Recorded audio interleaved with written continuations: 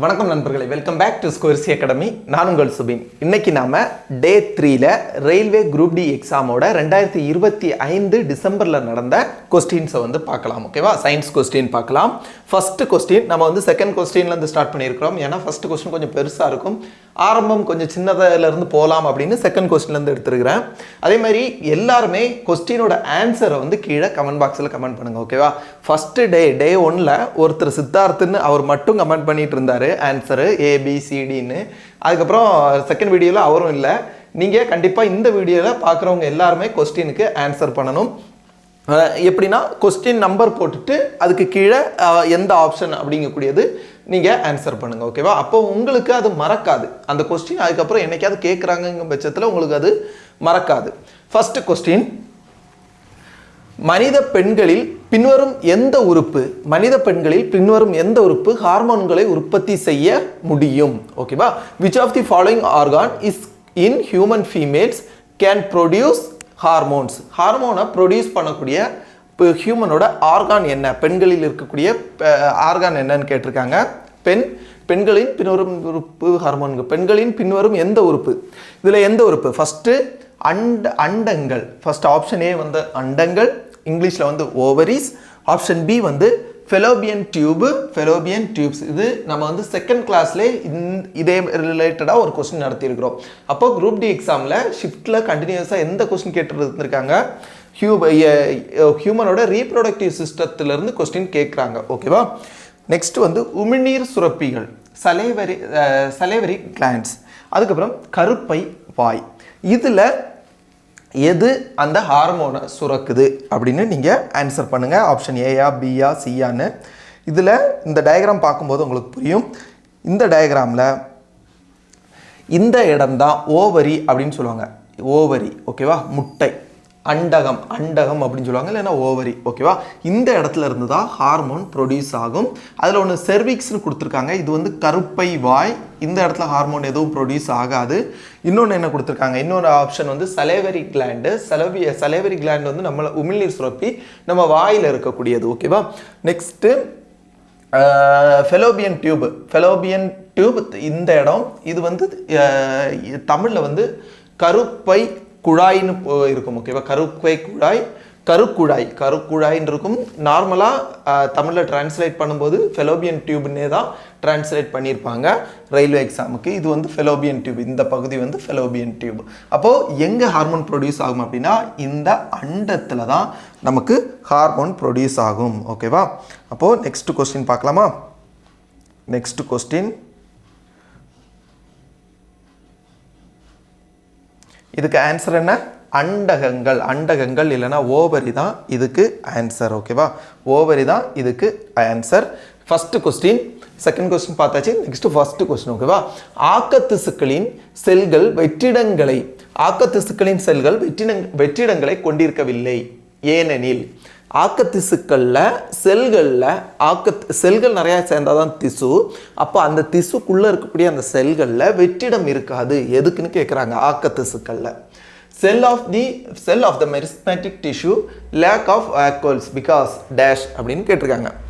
Meristematic டிஷ்யூவில் இருக்கக்கூடிய செல்லில் வேக்கோல்ஸ் வெற்றிடங்கள் இல்லை. எதனால் அப்படின்னு கேட்டிருக்காங்க. இதோட ஆன்சர் யாருக்காவது தெரிஞ்சு அப்படின்னா கமெண்ட் பாக்ஸில் கமெண்ட் பண்ணுங்கள். 1வது கொஸ்டின் எந்த ஆப்ஷனுங்கக்கூடியதை கமெண்ட் பாக்ஸில் கமெண்ட் பண்ணுங்கள். ஓகேவா? இதெல்லாம் கொஞ்சம் டஃப்பான கொஸ்டின். கரெக்டாக புரிஞ்சு படிக்காதவங்க இதுக்கெல்லாம் ஆன்சர் பண்ண முடியாது. ஃபர்ஸ்ட் ஆப்ஷன் என்னன்னா, ஆக்கத்திசு செல்கள் இறந்து விட்டன, அவற்றுக்கு வெற்றிடங்கள் தேவையில்லை. Meristematic cell are dead and do not need vacuoles. 1. ஆக்கத்திசு செல்கள் தீவிரமாக பிரிகின்றன, மேலும் அடர்த்தியான சைட்டோபிளாசம் தேவைப்படுகிறது.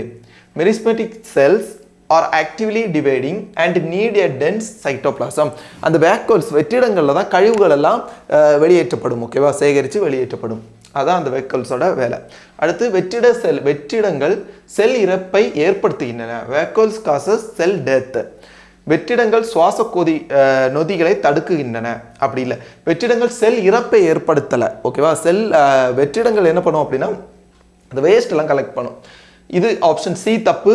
எதுக்கு மெரிஸ்மேட்டிக் செல்ல வேக்குல்ஸ் இல்லைன்னு கேட்டிருக்காங்க. இந்த ஆப்ஷன் சி தப்பு, டி தப்பு. அவங்க வந்து சுவாச நொதிகளை தடுக்கின்றன, அதுவும் தப்பு. என்ன அப்படின்னா இந்த ஆக்கத்திசு அப்படின்னா அதிகமாக அது வந்து தீவிரமாக டிவைட் ஆகி புது புது செல்களை வந்து புது புது திசுக்களை உருவாக்கும். ஓகேவா, அங்கே தான் வளர்ச்சிதை மாற்றம் மெட்டபாலிசம் அதிகமாக நடக்கக்கூடியதுங்கன்னா இந்த திசு இல்லைன்னா மெரிஸ்மேட்டிக் செல். ஓகேவா, மெரிஸ்மேட்டிக் டிஷ்யூவில் இதில் இருக்கக்கூடிய செல்லும் அதிகமாக வளர்ச்சி மாற்றங்களை ஏற்படுத்தும். அப்போது இந்த செல்லில் வெற்றிடங்கள் இருந்துச்சு. இந்த செல்லில் அதிகமாக என்ன இருக்கும் அப்படின்னா இந்த செல்லில் அதிகமாக இருக்கக்கூடியது நியூக்ளியஸ், உட்கருவும் சைட்டோபிளாசமும் தான் அதிகமாக இருக்கும். ஓகேவா, உட்கருவும் சைட்டோபிளாசமும் தான் இந்த செல் அதிகமாக இருக்கும். அப்போது மற்ற விஷயங்கள் வேக்கல்ஸ் வந்து அந்த இடத்த ஆக்குப்பை பண்ணுறதுனால அது இருக்காது. ஓகேவா, அதிகமான இடத்த சைட்டோபிளாசமும் உட்கருவும் வச்சிருக்கிறனால வேக்கல்ஸுக்கு இடம் இருக்காது. அதேமாரி இந்த சைட்டோபிளாசம் என்ன பண்ணும் அப்படின்னா செல்லில் இருக்கக்கூடிய சைட்டோபிளாசம் அந்த செல்லுக்கு வந்து அதிகமான இப்போ எனர்ஜி கொடுக்கறதுக்கு யூஸ் ஆகும். அப்போ மைட்டோகாண்ட்ரியா தான் எனர்ஜி ப்ரொடியூஸ் பண்ணுறது.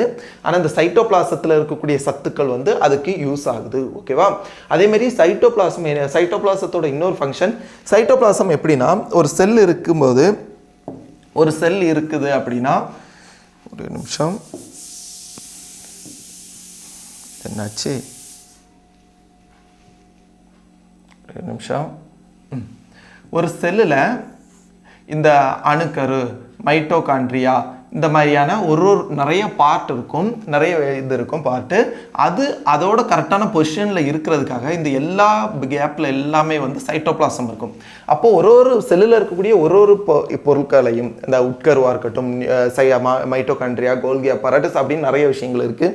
அதோட பொசிஷனில் கரெக்டாக ஃபிக்ஸ் பண்ணுறதுக்கு இந்த சைட்டோபிளாசம் ஜெல்லி மாதிரி எல்லா இடத்துலையும் இருக்கும். ஓகேவா, அதேமாரி இந்த செல்லோட வளர்ச்சி மாற்றங்களுக்கும் மெட்டபாலிசத்துக்கும் சைட்டோபிளாசம் உதவுது.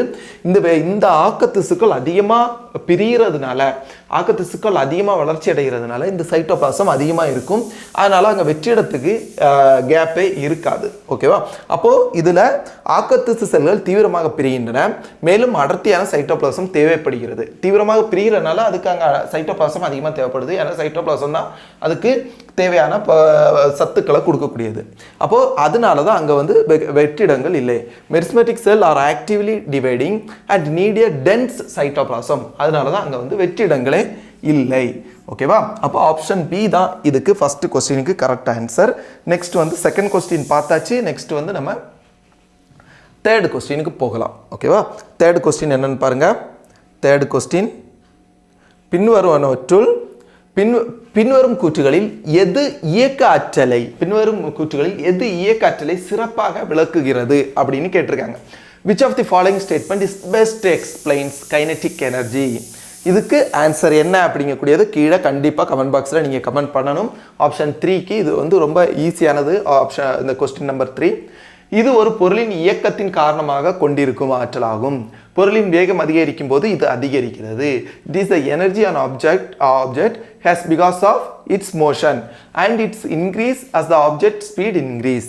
ஓகேவா, ஆப்ஷன் பி, ஒரு பொருள் ஓய்வில் இருப்பதால் அதற்கு கிடைக்கும் ஆற்றலாகும். It is the energy an object has because its rest. Option C, இது பொருளின் வடிவத்தின் காரணமாக அதில் சேமிக்கப்படும் ஆற்றலாகும். It is the energy stored in object due to its shape. Option D வந்து இது ஒரு பொருளின் வேகம் அதிகரிக்கும் போது குறையும் ஆற்றலாகும். அப்போ ஆப்ஷன் டி வந்து கண்டிப்பாக கிடையாதுன்னு நமக்கு தெரியும். அப்போது இதுக்கு ஆன்சர் என்ன? இயக்க ஆற்றல், கைனெட்டிக் எனர்ஜிங்கக்கூடியது ஒரு பொருள் வேகம் அதிகரிக்க அதோட எனர்ஜி அதிகமாகும். அதேமாரி ஒரு பொருள் நிலையாக இருக்கும்போது அதுக்குள்ளே ஸ்டோர் ஆகியிருக்கக்கூடிய எனர்ஜி வந்து நிலை ஆற்றல் அப்படின்னு சொல்லுவோம், பொட்டன்ஷியல் எனர்ஜி. ஒரு பொருள் மூவாக ஸ்டார்ட் பண்ணும்போது அங்கே உருவாகக்கூடிய எனர்ஜி வந்து கைனெட்டிக் எனர்ஜி. கைனெட்டிக் அப்படின்னா இயக்க ஆற்றல். ஓகேவா, இயக்க ஆற்றல் கைனெட்டிக் எனர்ஜி. ஒரு பொருள் அது ஸ்பீடாக மூவ் ஆகுதுன்னா அதில் இருக்கக்கூடிய எனர்ஜி அதிகமாக இருக்கும். ஓகேவா, இப்போ ஒரு சைக்கிள் வந்து மோதுது, ஒரு பைக் வந்து மோதுதுன்னு வச்சுக்கோங்க. ஒரு 20 கிலோமீட்டர் ஸ்பீடில் வந்து ஒரு பைக் வந்து நம்ம மேலே மோதுது. அதுவே ஒரு 100 கிலோமீட்டர் ஸ்பீடில் இன்னொரு பைக் அதே சைஸில் இருக்கக்கூடிய இன்னொரு பைக் வந்து மோதுது. எது மோதும் போது அதிக பாதிப்பை ஏற்படுத்தும் அப்படின்னா அந்த ஸ்பீடு அதிகமாக வரக்கூடியது. அது எதனால் அப்படின்னா அங்கே எனர்ஜி அதிகமாக இருக்கும். அப்போது வேகம் அதிகரிக்கும் போது கைனெட்டிக் எனர்ஜி அதிகமாகும். கைனெட்டிக் எனர்ஜி இயக்க ஆற்றல்ங்கக்கூடியது ஒரு இயக்கத்தால் வரக்கூடிய ஆற்றல். அப்போது இதில் எந்த ஆன்சர் கரெக்ட் அப்படின்னா ஒரு பொருளின் இயக்கம் காரணமாக உருவாகும் ஆற்றலாகும். இது ஆப்ஷன் ஏ தான் இதுக்கு கரெக்டான ஆன்சர். ஓகேவா, ஆப்ஷன் ஏ தான் இதுக்கு கரெக்டான ஆன்சர். நெக்ஸ்ட் வந்து ஒரு பொருளின் வடிவத்தின் காரணமாக அதில் சேமிக்கப்படும் ஆற்றல். ஒரு பொருளின் வடிவம் சேஞ்ச் ஆகும்போது அதில் ஆற்றல் சேமிக்கப்படுமா ஃபஸ்ட்டு அப்படின்னு ஒரு ஆன்சருக்கு ஒரு இது கொடுத்துருக்காங்க. வடிவத்தின் காரணமாக சேமிக்கப்படும் ஆற்றல் அப்படின்னு கொடுத்துருக்காங்க. அது எப்படி சார் வடிவம் சேஞ்ச் ஆகும்போது அது எப்படி அதில் இப்போ ஆற்றல் இல்லைனா வந்து எனர்ஜி ஸ்டோர் ஆகும் அப்படின்னா, இப்போ ஒரு ஸ்ப்ரிங் இருக்குன்னு வச்சுக்கோங்க. ஒரு ஸ்ப்ரிங்கு, ஒரே ஒரு நிமிஷம், ஒரு ஸ்ப்ரிங் எடுத்துக்கலாம். ஒரு ஸ்ப்ரிங், இப்படி ஒரு ஸ்ப்ரிங் இருக்கு. இதை நாம பிரஸ் பண்ணி இந்த அளவுக்கு கொண்டு வந்துடும். இதை நம்ம பிரஸ் பண்ணி இந்த அளவுல கொண்டு வந்துருந்தோம். ஓகேவா, அப்போ இதுக்கு மேல நம்ம கை இது விட்ட உடனே என்ன ஆகும், சடனா இங்க இப்படி விரியும். அப்போ இதில் ஒரு ஆற்றல் வந்து ஸ்டோர் ஆகிருக்கு. நம்ம கையை எடுத்த உடனே அது மறுபடியும் ஒரிஜினல் பொசிஷனுக்கு வருது. அந்த ஆற்றலை விடுவிச்சுட்டு ஒரிஜினல் பொசிஷனு ஸ்டோர் ஆகிட்டு இருக்க ஆக்ஷனை வந்து வெளியே விட்டுட்டு இப்படி வருது. ஓகேவா, அதேமாதிரி நம்ம ஒரு ஸ்கேலை இப்படி பெண்ட் பண்ணுங்க, ஒரு ஸ்டீல் ஸ்கேலை டக்குன்னு விட்ட உடனே என்ன ஆகுது, ஒரிஜினல் பொசிஷனுக்கு போகுது. அப்போது அதுக்கு காரணம் என்னன்னா இதுக்குள்ள அதோட ஷேப்பை சேஞ்ச் பண்ணும்போது அதில் எனர்ஜி ஸ்டோர் ஆகும். இது என்னன்னா வடிவத்தின் மாற்றம் மீள்தன்மையினால உருவாகக்கூடிய நிலை ஆற்றல். ஓகேவா, அதோட அந்த ஷேப் சேஞ்ச் ஆகுறதுனால உருவாகக்கூடிய நிலை ஆற்றல் இது. அதேமாரி பொசிஷன், ஒரு பொருளை வந்து கீழே இருந்து இப்படி மேலே தூக்கி வைக்கிறோம். இப்போ கையை விட்ட உடனே என்ன ஆகுனா கீழ் நோக்கி போகும். அப்போ அது என்னன்னா இதுக்குள்ள கீழே இருந்து நம்ம மேலே தூக்கிட்டு வர்றதுக்கு ஒரு எனர்ஜியை கொடுத்து நம்ம இப்படி தூக்கிட்டு வரோம், இந்த நிலையில கொண்டு வைக்கிறோம். இங்கிருந்து நம்ம விட்ட உடனே அந்த எனர்ஜியை ரிலீஸ் பண்ணிட்டு இது கீழே போகும். இதெல்லாம் அதோட பொசிஷன் சேஞ்ச் ஆகிறதுனால உருவாகக்கூடிய ஆற்றல். இது வந்து ஷேப் சேஞ்ச் ஆகக்கூடியதுனால உருவாகக்கூடிய ஆற்றல். ஓகேவா, அப்போ இதுக்கு ஆன்சர் வந்து ஆப்ஷன் ஏ தான் கரெக்டான ஆன்சர். ஆப்ஷன் ஏ, தேர்ட் கொஸ்டினுக்கு ஆப்ஷன் ஏ தான் கரெக்டான ஆன்சர். நெக்ஸ்ட் கொஸ்டின் பார்க்கலாம். Fourth question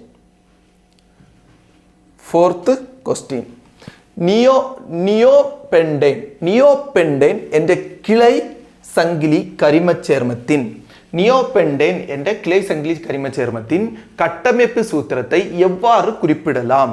structural formula of branched chain organic compound neopentane may be represented by. நியோபெண்டேனோட ஃபார்முலா என்னன்னு கேட்டிருக்காங்க, அவ்வளோதான். ஓகேவா, நியோபெண்டேனோட ஃபார்முலா என்னன்னா CH3 4. ஓகேவா, ஒரு கார்பன் அணுக்களும் ஒரு கார்பன் 4 மெத்தில் கூட கனெக்ட் ஆகிருக்கும். இப்படி இந்த மாதிரி ஒரு கார்பன் 4 மெத்தில் மீத்தேல் கூட கனெக்ட் ஆகிருக்கும். CH3 CH3 CH3 CH3 CH3 CH3. ஓகேவா, இப்படி ஒரு கார்பன் வந்து 4 மெத்தில் இது கூட மெத்தில் சேர்மன் கூட காம்பவுண்ட் கூட கனெக்ட் ஆகிருக்கும். அப்போது நியோபெண்டேன் இருக்கக்கூடியதை கூட ஃபார்முலா பார்த்து வச்சுக்கோங்க, CH3 4. ஓகேவா, CH3 4. இந்த கொஸ்டின் நெக்ஸ்ட் டைம் வந்துச்சு அப்படின்னா நீங்கள் கண்டிப்பாக அட்டன் பண்ணிடணும். ஓகேவா, நம்ம சேனலோட டெலகிராம் லிங்கு அதே மாதிரி ஸ்கோரிசி அகாடமியோட ஆப் லிங்கு கீழே டிஸ்கிரிப்ஷன் பாக்ஸில் கொடுத்துருக்குறேன். கிளிக் பண்ணி அதில் பார்த்துக்கோங்க. ஓகேவா, ஆப்பில் வந்து சயின்ஸ், ஃபிசிக்ஸ், கெமிஸ்ட்ரி வந்து நடத்தியிருக்கிறேன். நெக்ஸ்ட் பயாலஜி நடத்துகிறேன். இப்போதைக்கு ஃபிசிக்ஸ் கெமிஸ்ட்ரி கோர்சஸ் அதில் இருக்குது. அதேமாதிரி ஆல்ரெடி நீங்கள் ஆப்பை டவுன்லோட் பண்ணியிருக்கீங்க, நம்ம இதில் டவுன்லோட் பண்ணியிருக்கீங்க அப்படின்னாலும் இந்த ஆப் இப்போ கொடுத்துருக்கக்கூடிய அந்த லிங்க் வந்து புது ஆப்பு, பழைய ஆப் இப்போ ஒர்க்கிங்கில் கிடையாது. ஸோ நீங்கள் அதை அன்இன்ஸ்டால் பண்ணிவிட்டு இதை இன்ஸ்டால் பண்ணிக்கோங்க. ஓகேவா, நெக்ஸ்ட் CH3 4 இதோட ஆன்சர், நியோபெண்டேனோட answer. Next question, fifth question பார்க்கலாம். ஃபிஃப்த் கொஸ்டின் விலங்கு தசை செல்கள் போன்ற, இந்த சைடு வந்து பார்க்கும்போது கிளியராக தெரியல, கிளார் அடிக்குது.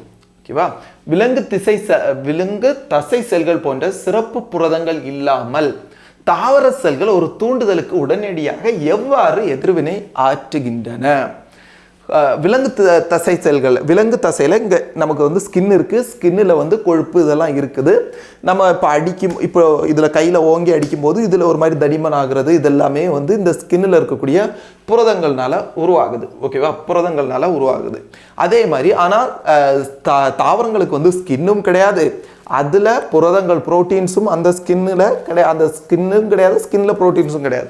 அப்போ அது எப்படி ரியாக்ட் பண்ணுது? இப்போ நம்ம வந்து ஒரு தொட்டா சுருங்கி செடி இருக்குது, அதில் நம்ம தொட்ட உடனே அது சுருங்குது, இதெல்லாம் எப்படி நடக்குது அப்படின்னு கேட்டிருக்காங்க. How to plant sell respond immediately to stimulus without specialised protein like animal muscle sell? Animal muscle செல்லில் இருக்கிற மாதிரி சிறப்பான புரதங்கள் எதுவும் இல்லாத போதும் அது எப்படி ரெஸ்பாண்ட் பண்ணுது அப்படின்னு கேட்டிருக்காங்க. அதுக்கு காரணம் என்ன அப்படின்னா, வீக்கம் அல்லது சுருங்குதலை ஏற்படுத்தும் வகையில் நீரின் அளவை மாற்றுவதன் மூலம் அது என்ன பண்ணுன்னா, அந்த தாவரத்தில் இருக்கக்கூடிய நீரின் அளவை, அந்த நீரின் அளவை மாற்றுதலின் மூலம் அது வந்து தாவரம் சுருங்குதலும் வீங்குதலும் நடக்குது. ஓகேவா, இப்போ தொட்டா சுருங்கி அந்த செடி சுருங்குறதுக்கெல்லாம் காரணம் அப்போ இதுதான். அப்போ வீக்கம் அல்லது சுருங்குதலை ஏற்படுத்தும் வகையில் நீரின் அளவை அது வந்து மாற்றுது. ஓகேவா, அப்போ ஆப்ஷன் டி தான் இதுக்கு கரெக்டான answer.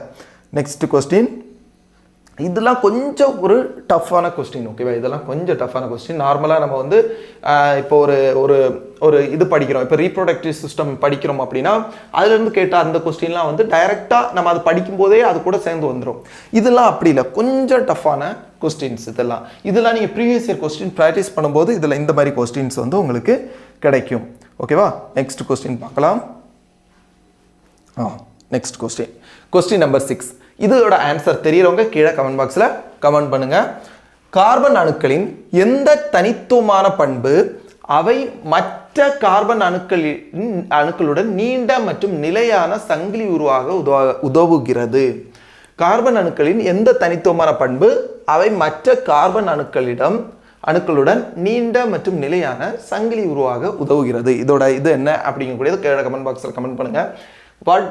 What unique property of carbon atom enable them to form long and stable chain with other carbon atom?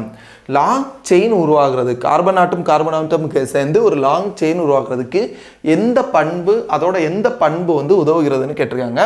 Option A வந்து மாற்றியம், இல்லைனா வந்து அலோட்ரோபி. ஆப்ஷன் பி வந்து சங்கிலி தொடராக்கம், இல்லைனா கேட்டினேஷன். ஆப்ஷன் சி வந்து டெட்ராவேலன்சி, அது இங்கிலீஷ்லேயும் டெட்ராவேலன்சி. ஆப்ஷன் டி வந்து புறவேற்றுமை வடிவத்துவம், இல்லைனா வந்து ஐசோமெரிசம். நான் உங்களுக்கு ஒரு ஆப்ஷனும் வந்து எக்ஸ்பிளைன் பண்ணுறதுனால தான் டைம் அதிகமாக போகுது, கொஸ்டின் கொஞ்சம் கம்மியாக வர்றதுக்கான காரணம். ஓகேவா, நீங்கள் என்ன சார் ஒரு கம்மியான கொஸ்டின் நடத்துறீங்க, டைம் அதிகமாக எடுத்திருக்கீங்க அப்படின்னு நினைக்காதீங்க. ஃபஸ்ட் வந்து மாற்றியம், நம்ம லாஸ்ட் வீடியோவை விட இந்த கிளாஸில் கொஞ்சம் கொஸ்டின் அதிகமாக கொண்டு வந்திருக்கிறேன். ஓகேவா, 20 கொஸ்டின் கிட்ட கொண்டு வந்திருக்கிறேன். ஃபஸ்ட் வந்து இதோட மாற்றியம், இல்லைனா வந்து அலோட்ரோபி அப்படின்னா என்னங்கிறது தெரிஞ்சுக்கணும். அலோட்ரோபி அப்படின்னா சேம் ஒரு எலமெண்ட், அதில் இருக்கக்கூடிய தனிமம் வந்து சேமாக இருக்கும், ஆனால் அது வேறு வேறு ஃபார்மில் இருக்கும், வேறு பண்புகளில் இருக்கும். ஓகேவா, இப்போ தோசை மாவு அரைக்கிறோம் தோசைக்கு. அதே தோசை மாவை யூஸ் பண்ணி நம்ம என்ன பண்ணுறோம், ஒரு இட்லி அவிக்கிறோம். ஓகேவா, இட்லியும் அவிக்கிறோம், தோசையும் சுடுறோம். இட்லியோட பண்பு வேற, தோசையோட பண்பு வேற, ஆனால் உள்ள இருக்கக்கூடியது சேம், ஒரே மாவு. ஓகேவா, ஒரே மாவு, அதில் நம்ம வேற எந்த மாற்றத்தையும் உருவாக்கலை. அப்படி இருந்தால் அது பேர் தான் அலோட்ரோபி. அது எப்படி சார் அப்படின்னா, இப்போ இந்த இதை எடுங்க, கார்பன்ங்கக்கூடிய ஒரே தனிமம் தான் எதில் இருக்குது, டைமண்டில் இருக்குது. அதே மாதிரி கிராஃபைட்டில் இருக்குது. ஓகேவா, கிராஃபைட்லேயும் கார்பன் தான் இருக்குது, வைரத்துலேயும் கார்பன் தான் இருக்குது, கரியிலையும் கார்பன் தான் இருக்குது. அப்போது ஆனால் ஒன்னொன்னோட பண்பு வேற. ஓகேவா, எல்லாம் வேற பொருள். ஓகேவா, எப்படி தோசை மாவை வச்சுட்டு நம்ம தோசையும் சுடுறோம், இட்லியும் சுடுறோம், ஆனால் பண்பு தோசை வேற, இட்லி வேற. ஓகேவா, அதே மாதிரி ஒரே தனிமம் வேற இதை உருவாக்குச்சு, நிறைய ஃபார்மெட்டில் இருந்துச்சுன்னா அதை தான் நம்ம வந்து அலோட்ரோபி அப்படின்னு சொல்லுவோம். கார்பனுக்கு இந்த பண்பு உண்டு. ஏன்னா கார்பன்லேருந்து நம்ம வந்து டைமண்டும் இருக்கலாம், கிராஃபைட் இருக்கலாம், இதெல்லாம் இருக்குது. ஆனால் சங்கிலி தொடராகிறதுக்கு காரணம் இந்த பண்பு கிடையாது. ஓகேவா, சங்கிலி தொடராக்கம் இல்லைன்னா கேட்டினேஷன் அப்படிங்கக்கூடியது ஒரு தனிமம் இல்லைன்னா ஒரு எலமெண்ட் வேற ஒரு எலமெண்ட் கூட அப்படியே ஜாயின் ஆகி ஒரு ஒரு நீண்ட சங்கிலி மாதிரி போகிறது. இப்போ கார்பன் ஆட்டம் அடுத்த கார்பன் ஆட்டம் கூட ஜாயின் ஆகுறது, அடுத்த கார்பன் ஆட்டம் கூட ஜாயின் ஆகுறது. இதோட ஆன்சர் அப்படின்னா ஆப்ஷன் பி தான் இதுக்கு ஆன்சர். கேட்டினேஷன் தான் இதோட ஆன்சர். நிறைய பேர் தமிழ் மீடியம் படிக்கிறவங்க இதுலேயும் சங்கிலி தொடராக்கம் இருக்குது, ஆப்ஷன்லேயும் அதுலேயும் சங்கிலி தொடராக்கம் இருக்குன்னு கெஸ் பண்ணி போடுவாங்க, கரெக்டாக இருந்திருக்கும். இங்கிலீஷில் படிச்சிருக்கவங்க கேட்டினேஷன்னா என்னன்னே தெரியாமல் பார்த்துட்டு இருப்பாங்க. ஓகேவா? அதனால் ஏதாவது கொஸ்டின் உங்களுக்கு புரியலை, கொஞ்சம் டைம் இருக்குது அப்படின்னா நீங்கள் இங்கிலீஷில் அட்டன் பண்ணும்போதே அப்படியே அதை தமிழ் லாங்குவேஜில் ட்ரான்ஸ்லேட் பண்ணி அதில் கொஸ்டின் சேஞ்ச் பண்ணலாம். நமக்கு எவ்ரி கொஸ்டின் அதை வந்து நீங்கள் வந்து எக்ஸாமில் வேகமாக சேஞ்ச் பண்ணி பார்த்தீங்கன்னா சில நேரம் தமிழ் இதில் நீங்கள் படிக்கும்போது உங்களுக்கு ஈஸியாக அதில் ஆன்சர் கிடச்சிரும். ஓகேவா? இது ஒரு சின்ன ட்ரிக்கு, ஃபாலோ பண்ணுங்கள். நெக்ஸ்ட் வந்து டெட்ராவேலன்சி. டெட்ராவேலன்சி அப்படின்னா என்னென்னா இணைத்திறன். இப்போ நமக்கு தெரியும் ஒரு ஒரு ஒரு ஆட்டம் இருக்குது, அதில் இந்த மாதிரி ஒரு ஷெல் இருக்கும். ஓகேவா? ஒரு கூடுகள் இருக்கும். இதில் ஒரு கூடுகள்லையும் எலக்ட்ரான் இருக்கும். இப்படி இந்த மாதிரி எலக்ட்ரான் இருக்கும். இந்த வெளி சைடில் இருக்கக்கூடிய எலக்ட்ரான் தான் என்ன பண்ணுன்னா பக்கத்தில் இருக்கக்கூடிய ஆட்டமில் இருக்கக்கூடிய எலக்ட்ரான் கூட ஜாயிண்ட் ஆகும். ஓகேவா? அப்போ இந்த எலக்ட்ரானை தான் நம்ம என்ன சொல்கிறோம் அப்படின்னா வேலன்சி எலக்ட்ரான் அப்படின்னு நம்ம சொல்கிறோம். டெட்ரா வேலன்சினா என்னென்னா 4 எலக்ட்ரான் இந்த மாதிரி இந்த லாஸ்ட் ஷெல்லில் புற கூடுல இருக்கும். ஓகேவா? ஆர்பிட்னு சொல்லலாம், ஷெல்லுன்னு சொல்லலாம், இல்லைன்னா ஆற்றல் மட்டங்கள் அப்படின்னும் இதை சொல்லலாம். இப்படி லாஸ்ட் ஆற்றல் மட்டத்தில் 4 எலக்ட்ரான்கள் இருக்கிறது தான் டெட்ரா வேலன்சின்னு சொல்கிறோம். இதனால நமக்கு சங்கிலி தொடர் உருவாகல. அப்போ இது கிடையாது. ஓகேவா? லாங் சங்கிலி தொடர் சங்கிலி மாதிரி ஃபார்ம் ஆகிறது காரணம் இது கிடையாது. அடுத்து புற வேற்றுமை வடிவத்துவம், ஐசோமெரிசம். ஐசோமெரிசம் அப்படின்னா என்னன்னா சேம் ஒரு சேர்மம், ஒரு காம்பவுண்டுக்கு வந்து சேம் கெமிக்கல் ஃபார்முலா இருக்கும், ஆனால் அது வேற வேற பொருட்களாக இருக்கும். ஓகேவா? இது என்னன்னா சேம் எலமெண்ட். ஓகேவா? சேம் எலமெண்ட், ஆனால் அதுல இருந்து வேற வேற பொருட்கள் உருவாகிறது, வேற வேற பண்புள்ள பொருட்கள் வந்து உருவாகிறது. அலோட்ரோஃபி. ஓகேவா? இதில் ஒரே எலமெண்ட் மட்டும்தான். ஆனால் புறவேற்றுமை வடிவத்தில் சேம் கெமிக்கல் ஃபார்முலா இருக்கக்கூடிய சேர்மங்கள், ஆனால் அது வேற வேற இது அதோட அது எப்படி அரேஞ்ச் ஆகிருக்கு அப்படிங்கிறத பொறுத்து அது வேற வேற பொருட்களாக இருக்கும். ஓகேவா? இதை டிஃப்ரென்ஸாக பார்த்துக்கோங்க, அது எக்ஸ்பிளைன் பண்ணுறேன் ஒரே நிமிஷம். இங்கே பாருங்க, இதில் பார்த்தோம் அப்படின்னா C4H10 C4H10 அப்படிங்கக்கூடியதில் இதில் ஒரு நிமிஷம் ஐசோபியூட்டன் N-பியூட்டன்லையும் ஐசோபியூட்டன்லையும் சேம் கார்பன் 4 இருக்கும், ஹைட்ரஜன் 10 இருக்குது, சேர்மம். ஓகேவா? இப்படி 2 எலமெண்ட் சேர்ந்திருந்தா அது 2 அதுக்கு மேற்பட்ட எலமெண்ட் சேர்ந்து இருக்கிறது தான் நம்ம சேர்மன் சொல்லுவோம். அதில் வந்து கார்பன் மட்டும்தான் இருந்துச்சு, இதில் கார்பனும் ஹைட்ரஜனும் இருக்கு. 4 கார்பன் 10 ஹைட்ரஜன் இருக்குது. இது எப்படி அரேஞ்ச் ஆகிருக்குங்கிறத பொறுத்து இது 2 பொருட்களாக வேறுபடுது. பாருங்க, ஒன்று வந்து N-பியூட்டன், CH3 CH2 CH2 CH3 இதெல்லாம் கனெக்ட் பண்ணால் 4 கார்பன் இருக்கும், 10 ஹைட்ரஜன் இருக்கும். இது N-பியூட்டன். இது இன்னொரு மாதிரி அரேஞ்ச் ஆகிருக்கு பாருங்க, இந்த மாதிரி CH3 CH3 CH CH3. இது வந்து என்னன்னா ஐசோபியூட்டன். அப்போது ஒரே காம்பவுண்ட் அது எப்படி அரேஞ்ச் ஆகிருக்கு, ஒரே கெமிக்கல் ஃபார்முலா. ஓகேவா? அது எப்படி அரேஞ்ச் ஆகிருக்குங்கிறத பொறுத்து அது வந்து வேற வேற பொருட்களாக இருக்கிறத தான் நம்ம வந்து என்ன சொல்கிறோம் அப்படின்னா ஐசோமெரிசம் அப்படின்னு நம்ம வந்து சொல்கிறோம். ஓகேவா? ஐசோமெரிசம் அப்படின்னு நம்ம சொல்கிறோம், புறவேற்றுமை வடிவத்துவம். ஓகேவா? இப்போ இதுக்கு எக்ஸாம்பிள் என்னன்னா ஒரே நூல், இந்த சட்டை இது ஒரே நூல், இதை வந்து நம்ம சட்டையும் தயாரிக்கலாம், அதே நூல் இதே கலரை வச்சு நம்ம வந்து ஒரு பேண்ட்டும் தயாரிக்கலாம். ஓகேவா? அப்போது அது எப்படி அரேஞ்ச் ஆகிருக்குங்கிறத பொறுத்து சட்டை ஒன்று, அதேமாரி பேண்ட்டு அப்படி. ஓகேவா? வேறுபடுது. அப்போ எப்படி அரேஞ்ச் ஆகிருக்குங்கிறத பொறுத்து வேறுபடுது அப்படின்னா ஒரே கெமிக்கல் ஃபார்முலா, அது எப்படி அரேஞ்ச் ஆகிருக்குங்கிறத பொறுத்து வேறுபடுறது என்னது? ஐசோமெரிசம், இல்லைன்னா புறவேற்றுமை வடிவத்துவம். ஒரே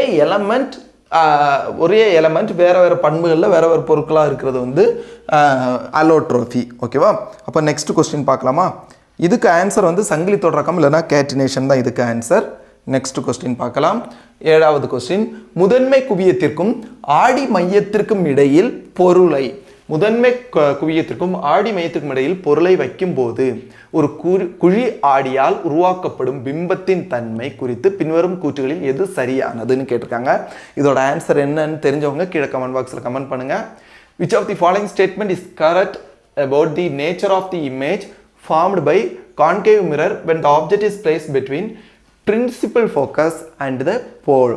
ஓகேவா, பிரின்சிபல் ஃபோக்கஸுக்கும் போலுக்கும் இடையில ஒரு ஆப்ஜெக்ட் வைக்கும்போது கிடைக்கக்கூடிய இமேஜ் எப்படி இருக்கும்னு கேட்டிருக்காங்க. ஓகேவா, இதோட ஆன்சர் தெரிஞ்சவங்க வந்து கீழே கமெண்ட் பாக்ஸில் கமெண்ட் பண்ணுங்க. இதுதான் குழியாடி. ஓகேவா, இதுதான் குழியாடி. இந்த மாதிரி இருக்கிறது தான் நமக்கு என்னன்னா குழியாடி. ஒரு நிமிஷம். குழியாடி எப்படி இருக்கும்? இந்த மாதிரி குழியோட இருக்கும். இந்த பொசிஷனை நீங்க கட்டாயம் படிச்சுட்டு போனோம். Concave mirror, convex mirror, concave mirror, concave lens, convex lens. இதை ஒரு டைம் நீங்கள் கிளியராக புரிஞ்சு படிச்சிட்டிங்க அப்படின்னா மறக்கவே மறக்காது. ஓகேவா, இது நம்மளோட ஸ்கோரிசி அகாடமியில் ஒளி இல்லை நான் வந்து லைட்டுங்கக்கூடிய யூனிட்டில் ஃபிசிக்ஸில் கிளியராக நடத்தியிருக்கிறேன். இது எல்லாத்தையும் சொல்லணும் அப்படின்னா ரொம்ப டைம் எடுக்கும்.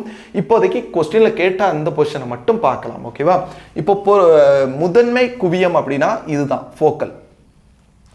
இந்த ஃபோக்கலுக்கும் ஆடி மையம், இதுதான் ஆடி, அதோட மையம்ங்கிறது இது பி. ஓகேவா, இதுக்கு ரெண்டுக்கும் இடையில பொருளை வைக்கும்போதுக்கு இமேஜ் எங்கே கிடைக்கணும்னு கேட்டிருக்காங்க. பொருள் இதுதான் பொருள். இதை நம்ம இங்கே வைக்கும்போது என்ன ஆகும்னா, இங்கேருந்து வரக்கூடிய ஒளி இங்கே பட்டு ரிஃப்ளெக்ட் ஆகி இப்படி போயிடும். இதுலேருந்து வரக்கூடிய இதுலேருந்து வரக்கூடிய ஒளி இப்படி பட்டு இப்படி போகும், இப்படி பட்டு இப்படி வரும். ஓகேவா, இது நம்ம கண்ணுக்கு என்ன தெரியும், என்ன ஃபீல் ஆகும் அப்படின்னா, இந்த ஒளி இப்படி பட்டு ரிஃப்ளெக்ட் ஆகாத மாதிரியும் இங்கே போய் இங்கே எங்கேயோ மீட் ஆகுற மாதிரி இருக்கும். இந்த ஒளிக்கற்றைகள் எங்கே மீட் ஆகுதோ அங்கே தான் இமேஜ் ஃபார்ம் ஆகும். அப்போ இமேஜ் எந்த பக்கம் ஃபார்ம் ஆகும்னா மிரருக்கு பேக் சைடில் ஃபார்ம் ஆகுற மாதிரி ஃபீல் ஆகும்.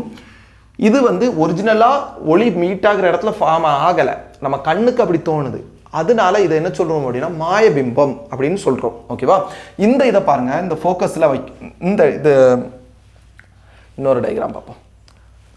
இந்த டயக்ராம் பாருங்க, பொருள் இங்கே இருக்குது, இங்கே பட்டு ரிஃப்ளெக்ட் ஆகி இப்படி ஒரு ஒளி வருது, இங்கே பட்டு ரிஃப்ளெக்ட் ஆகி இந்த பக்கம் ஒரு ஒளிக்கற்றை வருது, இந்த ஒளிக்கற்றை மீட் ஆகுறது இந்த பக்கம் மீட் ஆகுது, மீட் ஆகிற இடத்துல இமேஜ் ஃபார்ம் ஆகுது. ஓகேவா, இது வந்து மெய்பிம்பம். ஒளிக்கற்றை மீட் ஆகிற இடத்துல இமேஜ் ஃபார்ம் ஆச்சுது அப்படின்னா அது வந்து மெய்பிம்பம். அப்படி இல்லாமல் நம்ம ஒளிக்கற்றை இங்கே மாதிரி போயிடுது, ஆனால் நம்ம கண்ணுக்கு இங்கே மீட் ஆகிற மாதிரி தோணுது.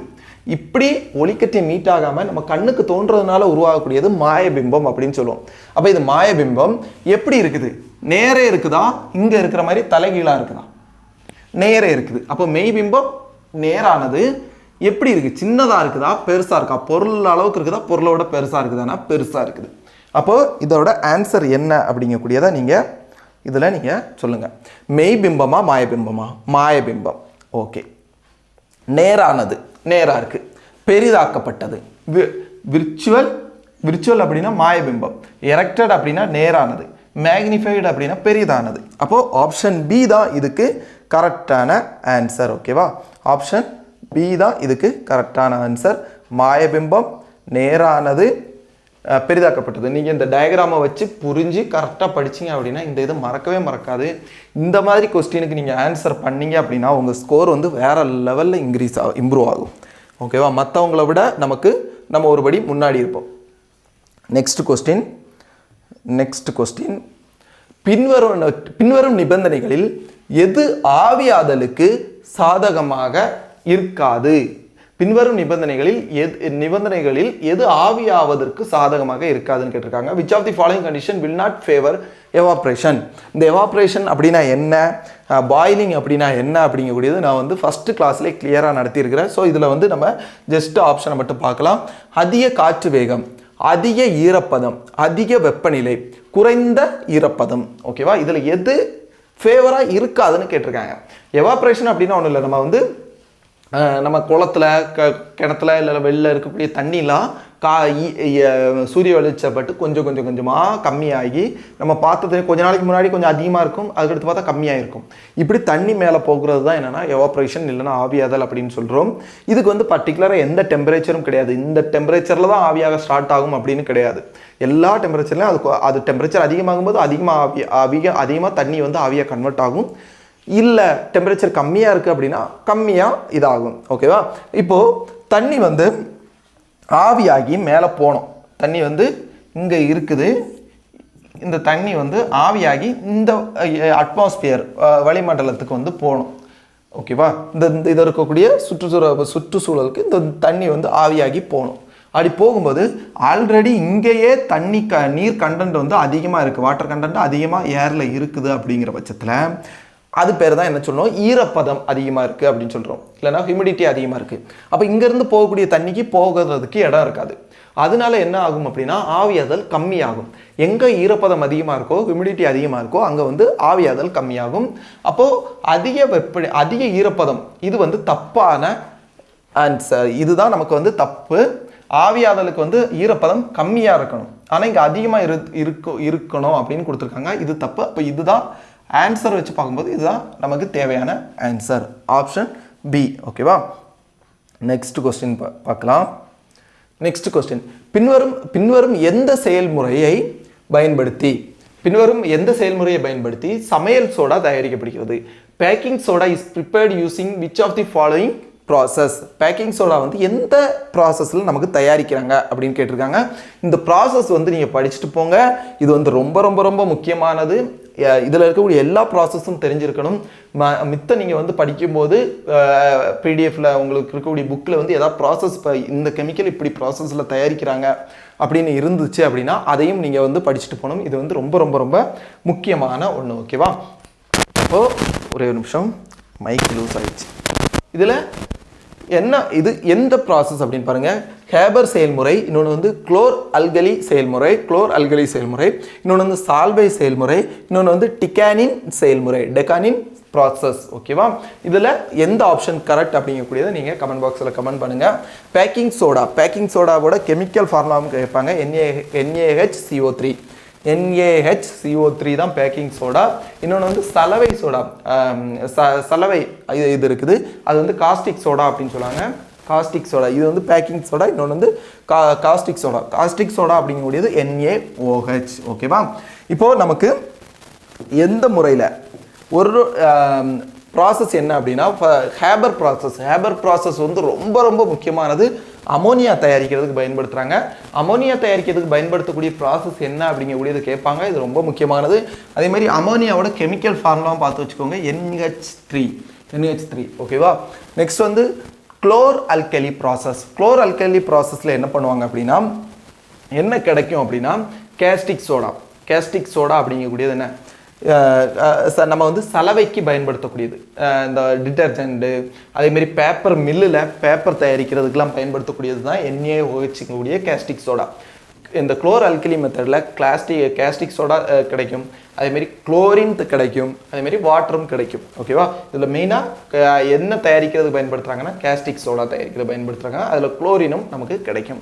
இன்னொன்று வந்து சால்வே ப்ராசஸில் என்னென்னா NaCl சோடியம் குளோரைடு, அதேமாரி ammonia, sodium chloride, ammonia, carbon di oxide, sodium chloride, ammonia, carbon di oxide plus water மூணையும் சேர்த்து என்ன தயாரிப்பாங்க அப்படின்னா NaHCO3 சோடியம்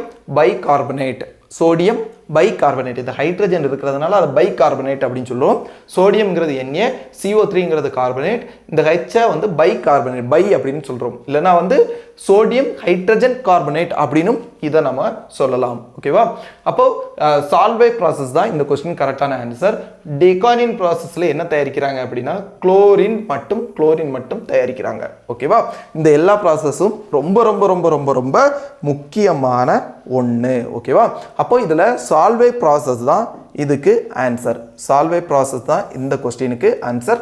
ஆப்ஷன் சி இதோட ஆன்சர். உங்களுக்கு என்ன தோணுதோ அதை வந்து நீங்கள் கமெண்ட் பாக்ஸில் கமெண்ட் பண்ணுங்கள். ஓகேவா? அந்த கொஸ்டின் கரெக்டாக இருந்தாலும் சரி, அந்த ஆன்சர் தப்பாக இருந்தாலும் சரி, நீங்கள் கமெண்ட் பாக்ஸில் கமெண்ட் பண்ணுங்கள். அப்போ உங்களுக்கு தோன்றதை அதுக்கப்புறம் நான் ஆன்சர் சொல்லும்போது அதை வந்து நீங்கள் திருத்திக்கோங்க. ஓகே, இதுதான் ஆன்சர் போல, நான் தப்பாக ஃபஸ்ட்டு கெஸ் பண்ணிட்டேன் அப்படின்னு திருத்திக்கோங்க. ஏதாவது கமெண்ட் பாக்ஸ் இன்ட்ராக்ட் பண்ணுங்கள். அப்போ தான் வந்து நீங்களும் இதில் கனெக்ட் ஆகியிருப்பீங்க. இல்லைன்னா கொஞ்ச நேரத்தில் நான் மட்டும் நடத்திட்டு இருக்கிற மாதிரியே இருக்கும். ஓகேவா? நெக்ஸ்ட் கொஸ்டின், பின்வருபவர்களில் மரபுரிமை விதியை கண்ட தனது அறிவியல் மற்றும் கணித அறிவை ஒருங்கிணைத்த விஞ்ஞானி யார்? ஓகேவா? பின்வருபவர்களில் மரபுரிமை விதிகளை கண்டறிய தனது அறிவியல் மற்றும் கணித அறிவை ஒருங்கிணைத்த விஞ்ஞானி யார் அப்படின்னு கேட்டிருக்காங்க. Which of the following was the scientist who blended his knowledge of science and mathematics to arrive at the law of inheritance.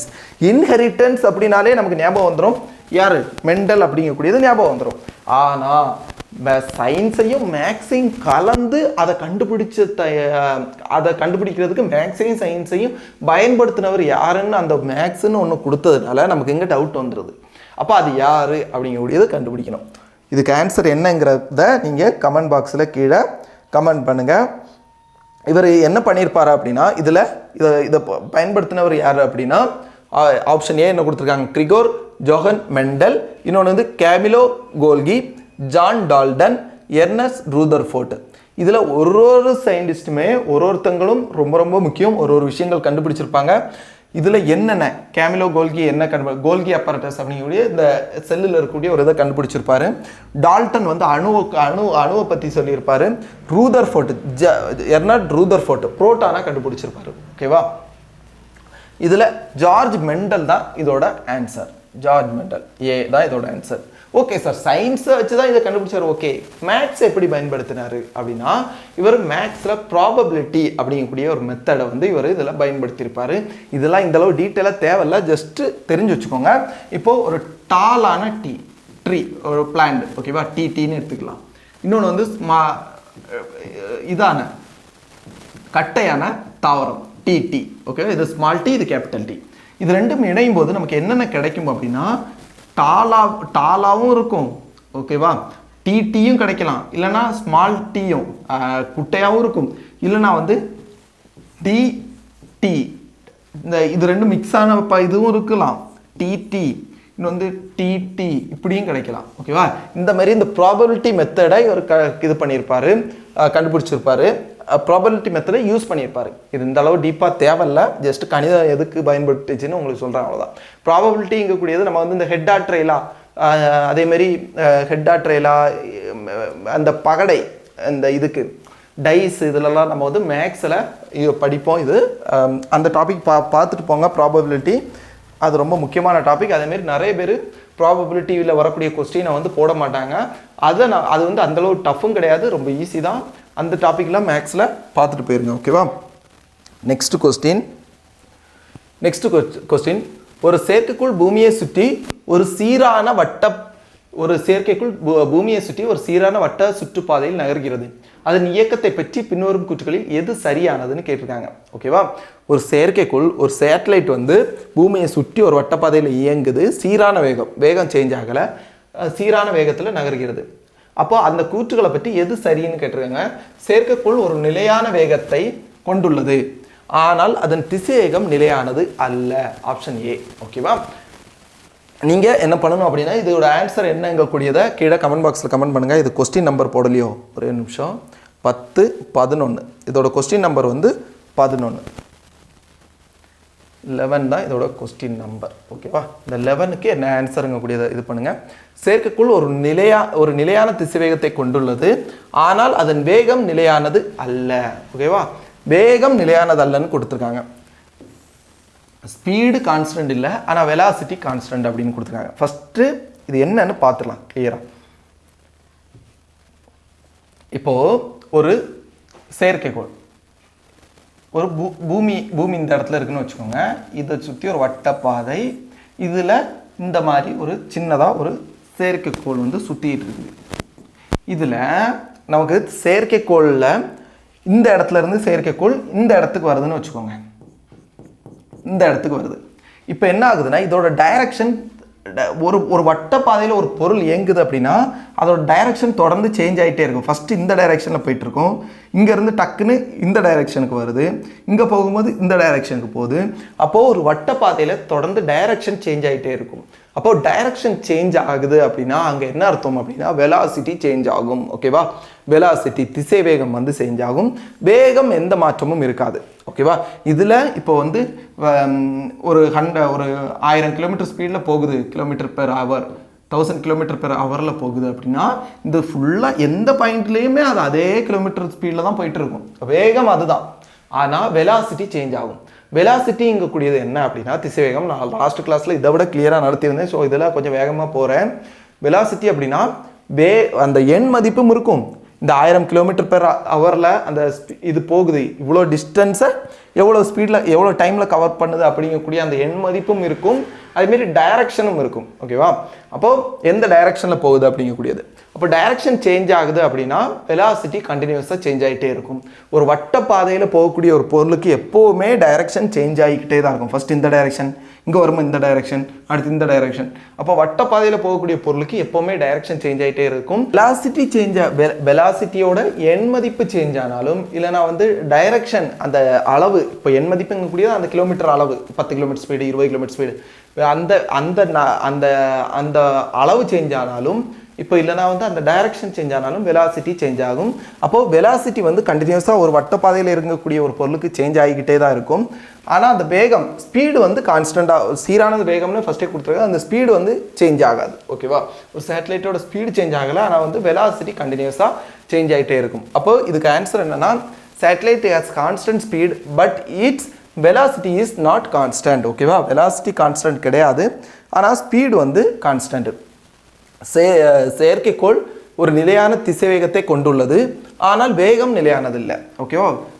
வேகம் நிலையானது, இது தப்பு. இது செயற்கைக்கோள் ஒரு நிலையான வேகத்தை கொண்டுள்ளது, ஆனால் திசைவேகம் நிலையானது அல்ல.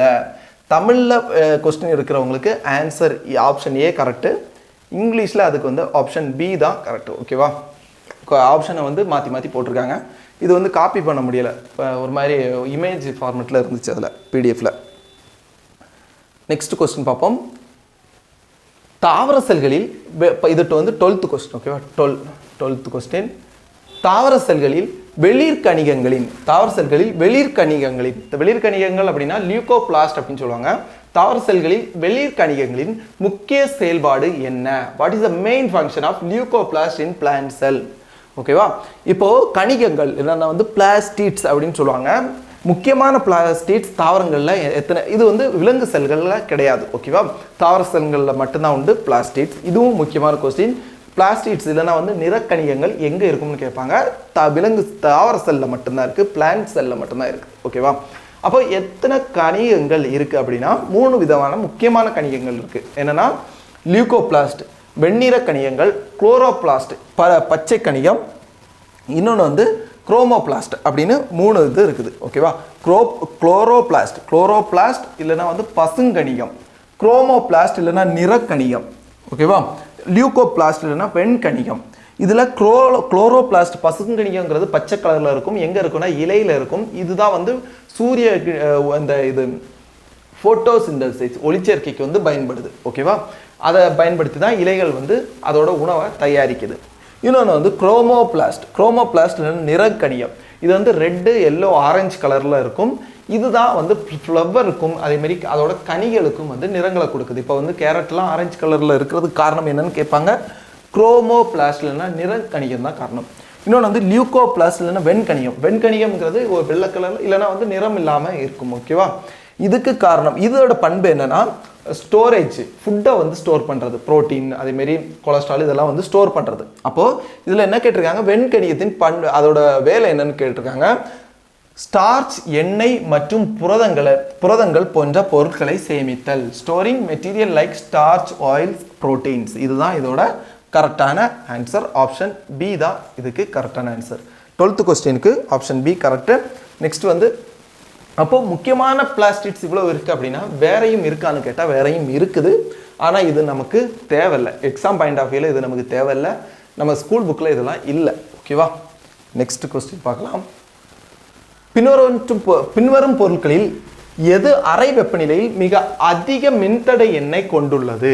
அதிகமான ரெசிஸ்டிவிட்டி, கரண்டை தடுக்கக்கூடிய அந்த மின்தடை ரெசிஸ்டிவிட்டி கீழே இருக்கக்கூடியது எதுக்கு அதிகம் அப்படின்னு கேட்டிருக்காங்க. ஆப்ஷன் ஏ பாதரசம், மெர்க்குரி. ஆப்ஷன் பி இரும்பு, அயான். இதுக்கு ஆன்சர் என்ன? 13th கொஸ்டினுக்கு ஆன்சர் என்னங்கிறது கீழே கமெண்ட் பாக்ஸில் கமெண்ட் பண்ணுங்கள். C chromium. டி மாங்கனீஸு, இங்கிலீஷில் மேங்கனீஸ். ஓகேவா? இதில் என்னங்கக்கூடியதை கீழே கமெண்ட் பாக்ஸில் கமெண்ட் பண்ணுங்கள். பாதரசம், இரும்பு, குரோமியம், மேங்கனீஸ். ஓகேவா?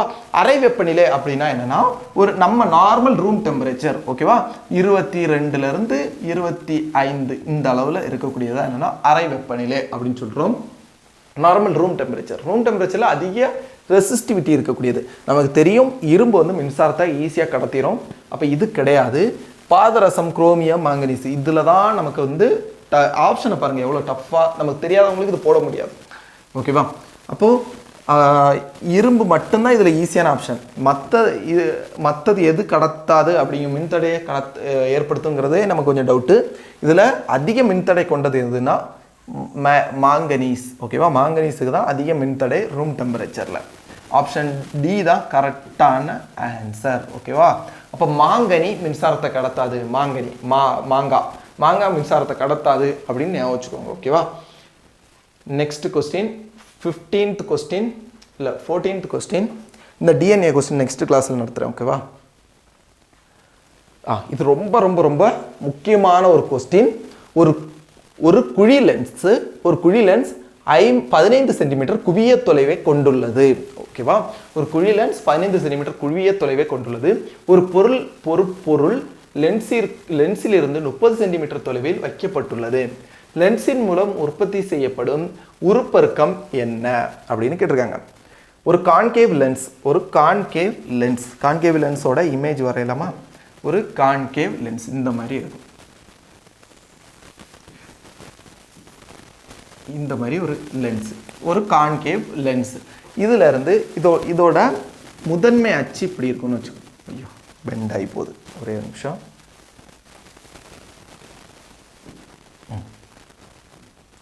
இதோட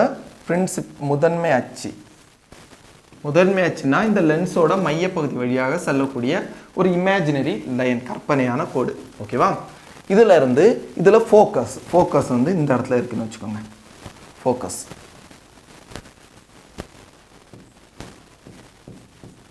ஓகே. இப்போ இந்த டைரக்ஷனில் இருக்கக்கூடியதெல்லாம் நெகட்டிவாக இருக்கும், இந்த டைரக்ஷனில் இருக்கக்கூடியதெல்லாம் பாசிட்டிவ். அதே மாதிரி மேலே இருக்குது அப்படின்னா அது பாசிட்டிவ்.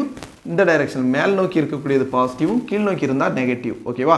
இது லென்ஸோட ரூலு, லென்ஸு மிரர் இமேஜோட ரூலு. ஓகேவா? இது நான் லாஸ்ட் கிளாஸில் இது எதுக்கு அப்படிங்கிறதெல்லாம் கிளியராக நடத்தியிருந்தேன். இந்த கிளாஸில் அதை வந்து ஸ்கிப் பண்ணுறேன். ஓகேவா? இப்போது ஒரு குழி லென்ஸின் குவிய தொலைவு 15 சென்டிமீட்டர். எப்போவுமே குவி லென்ஸுக்கு வந்து ஃபோக்கஸ் வந்து இந்த லெஃப்ட் சைடு தான் வரும். எப்படின்னா இந்த ஒளி ரிஃப்ளெக்ட் ஆகி இது இப்படி போகிறது நமக்கு இந்த ஒரு பொருள்லேருந்து வரக்கூடிய ஒளிக்கற்றை எங்கே மீட் ஆகுதோ, இந்த முதன்மை அச்சில் எங்கே மீட் ஆகுதோ அங்கே தான் வந்து நமக்கு ஃபோக்கஸ் வரும். இது நார்மலாக ஒளிக்கற்றை வந்து இப்படி பட்டு இந்த மாதிரி மேல் நோக்கி போயிடும். ஆனால் நம்ம கண்ணுக்கு அது ரிஃப்ளெக்ட் ஆகி இந்த இடத்துலையே பின்னோக்கி இங்கே வந்து மீட் ஆகிற மாதிரி இருக்கும். அப்போது ஒளிக்கற்றை எங்கே முதன்மை அச்சில் மீட் ஆகுதோ அதை நாம் வந்து பிரின்சிபல் ஆக்சிஸில் மீட் ஆகிற இடத்த வந்து ஃபோக்கஸ் அப்படின்னு சொல்கிறோம். அப்போது இதுக்கும் இந்த பாயிண்ட்டுக்கும் இதுக்கும் இடைப்பட்ட தொலைவு என்ன அப்படின்னு கொடுத்துருக்காங்கன்னா 15 சென்டிமீட்டர். ஒரு பொருள் லென்ஸிலிருந்து 30 சென்டிமீட்டர் தொலைவில் வைக்கப்படுகிறது. பொருள் வைக்கப்பட்டிருக்கிறது வந்து இந்த பக்கம் தான் வச்சுருப்பாங்க. பொருள் வந்து எந்த இடத்துல இருக்குது? 30 சென்டிமீட்டர் தொலைவில் வச்சுருக்காங்க. பொருளை வந்து 30 சென்டிமீட்டர் தொலைவில் வச்சுருக்காங்க. இங்கேருந்து 30 சென்டிமீட்டர் தொலைவில் வச்சுருக்காங்க பொருளை. இமேஜ் எவ்வளோ பெருசாக இருக்கும்னு கேட்டிருக்காங்க. இமேஜ் எங்கே ஃபார்ம் ஆகும்னு நம்ம கேட்கல, இமேஜ் எவ்வளோ பெருசாக இருக்கும் அப்படின்னு கேட்டிருக்காங்க. ஓகேவா? அப்போது இதுக்கு ஒரு ஃபார்முலா இருக்குது. ஃபார்முலா என்ன அப்படின்னா, ஓகே கொஸ்டினே அழிஞ்சு போச்சா? ஃபார்முலா என்ன அப்படின்னா 1/f =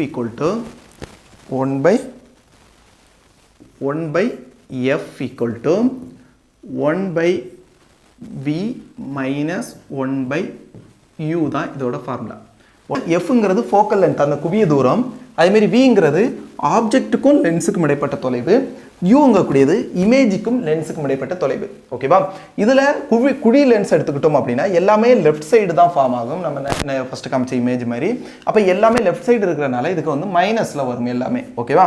அப்போது 1/f வேல்யூ என்ன? f வந்து 15, 1/f - 15. ஓகேவா?